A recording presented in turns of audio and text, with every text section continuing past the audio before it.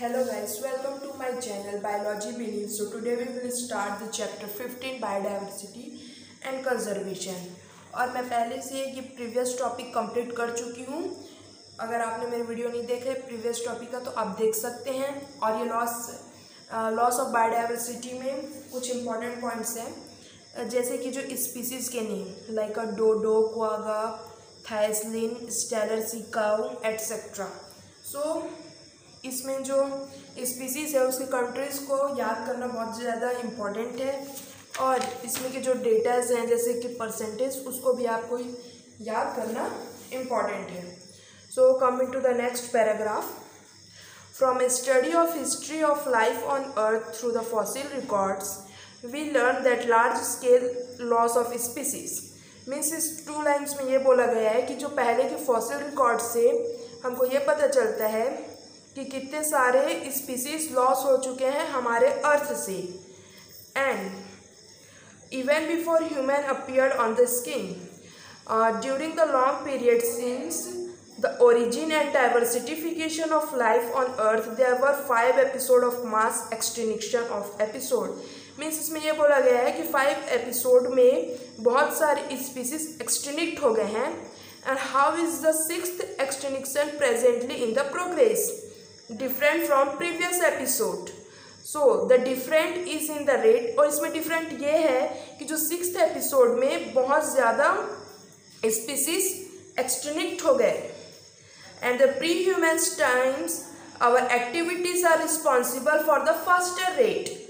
Ecologist warn that if the present trend continue, अगर ये present जितने स्पीसीज एक्सटिंक्ट हो रहे हैं अगर ये कंटिन्यू होता रहेगा तो हमारे अर्थ में 50% स्पीसीज वैसे ही एक्सटिंक्ट हो जाएंगे नेक्स्ट 100 ईयर्स में. In general loss of biodiversity in a region may lead to decline in plant production.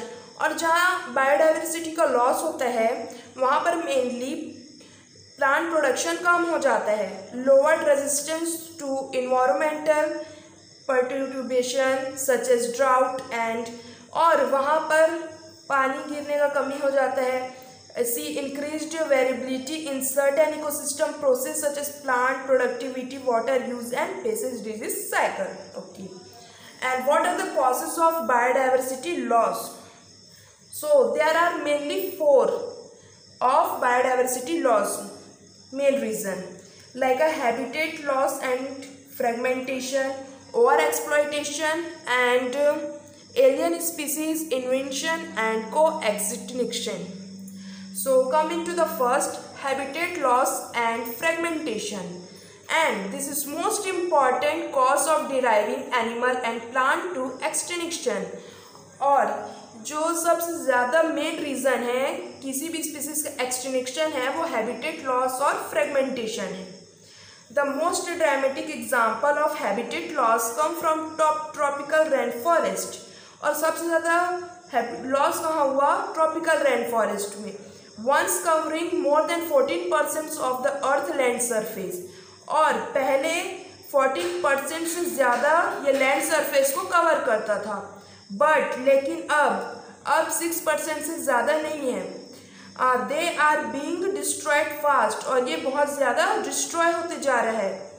Bye the time you finish reading this chapter 100,000 more hectares of rain forest would have been lost. And इस chapter के finish होते ही आप last में पढ़ेंगे कि thousands of more hectares rain forest में lost हो गया है.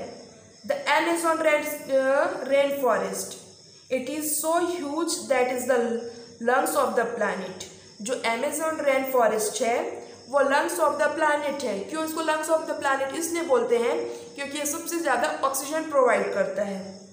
Harbouring probably millions of species is being cut and cleared for cultivating soybeans और conservation to grassland for raising beef cattle. और ये सब को लॉस्ट करने का फॉरेस्ट को इसलिए किया गया है ताकि वहाँ पर सोयाबीन का कल्टीवेटिंग कर जाए, और ग्रास लैंड को इसलिए हटाया गया ताकि वहाँ पर जो बीफ कैटल्स है उन लोगों को पालन कर सकें. Besides total loss, the degradation of many habitats by the pollution also threaten the survival of many species. As I already told you, when large habitats are broken up into the small fragmentation due to human activities, और किसी भी forest का lost हो जाना, वो ये सबसे कारण है human activities. Mammals and birds requiring large territory and certain animals are migratory habitat are badly affected.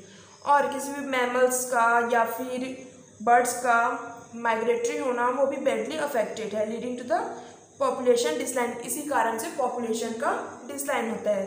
I hope you understand this topic habitat loss and fragmentation. और ये सबसे ज़्यादा मोस्ट इम्पॉर्टेंट रीज़न है कोई भी एनिमल और plant species का extinct होने का. And over exploitation. Human have always depend on the nature for food and shelter.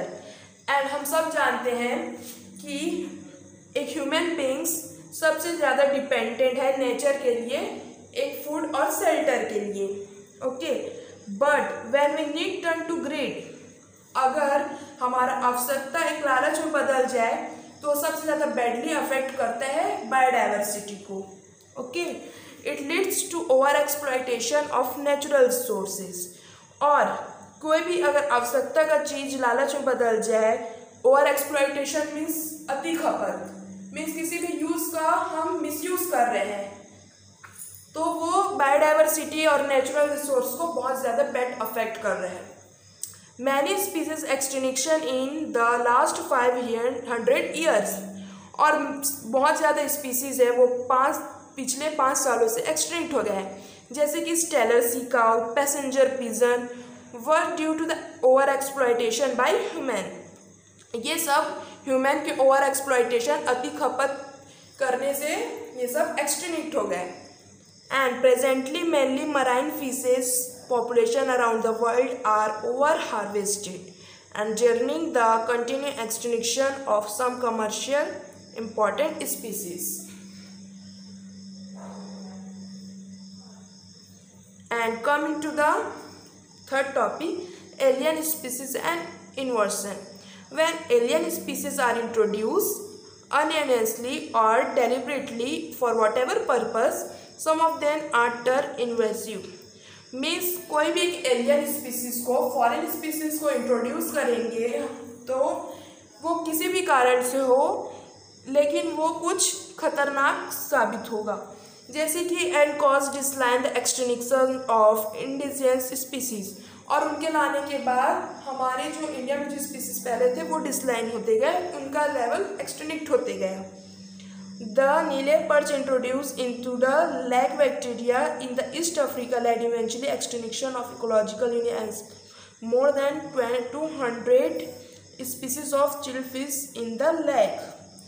और जो एक था नील पर्च को उस लेक बैक्टीरिया ईस्ट अफ्रीका में उसको इंट्रोड्यूस किया गया और उसने 200 स्पीसीज से ज़्यादा शेलफिश एक्सटिंक्ट हो गए. And you must be familiar with the environmental damage caused threat posed to our native species invasive weeds species like a carrot grass, lantana, water hyacinth. और जो स्पीसीज है नॉर्मली जैसे कि carrot grass, लैंटना, water hyacinth, इस सब को introduce किया गया तो ये सब घातक साबित हुआ. मीन्स ये बहुत ज़्यादा बैड अफेक्ट किया हमारे प्रेजेंटली स्पीसीज को. So the recent illegal introduction of African catfish और कैलोरियस जेरिपिनस for the aquaculture purpose is posing 3 indigenous catfish in the our rivers. और इसमें एक अफ्रीकन कैटल फिश को इंट्रोड्यूस किया फॉर एक्वाकल्चर, तो वो उसने भी क्या रिवर में बैड अफेक्ट किया. And co-extinction. When the species become extinct, the plant and animal species associated with it obligatory way also become extinct. But लेकिन जो species extinct होते गया अपने आप से ही, उससे ज़्यादा अफेक्ट हुआ biodiversity. When host fish species become extinct, its unique assemble parasite also meet the same fate. अब इस टू पर्टिकुलर लाइन में ये बोला गया है कि अगर होस्ट फीस एक्सटिंक्ट होगा तो ये मामूली सा बात है कि जो उसका पैरासाइट है वो भी एक्सटिंक्ट हो जाएगा क्योंकि वो डिपेंड है उस पर. Another example in case of coevolved plant pollinator mutualism where extinction of invariably lead to the extinction of other. और कोई भी प्लांट्स जैसे कि फीग और जो एक फीग वास्प होते हैं वो एक दूसरे पर डिपेंड रहते हैं. अगर उसमें से अगर एक भी नहीं रहेगा तो वो स्पीसीज एक्सटिंक्ट हो जाएगा. So guys, I hope you understand this much topic. So tomorrow we will start the topic biodiversity and conservation. After this chapter, I want to give the message. It's time to do, not to think. Plant some tree to save the world. इसका मतलब ये है कि ये समय है काम करने का, सोचने का नहीं. कुछ ट्री लगाओ और वर्ल्ड को सेव करो क्योंकि एक ट्री इकोसिस्टम बायोडाइवर्सिटी के लिए बहुत इंपॉर्टेंट है. So don't deforestation, always reforestation, also always planting the tree. So guys, I hope you understand. So thanks for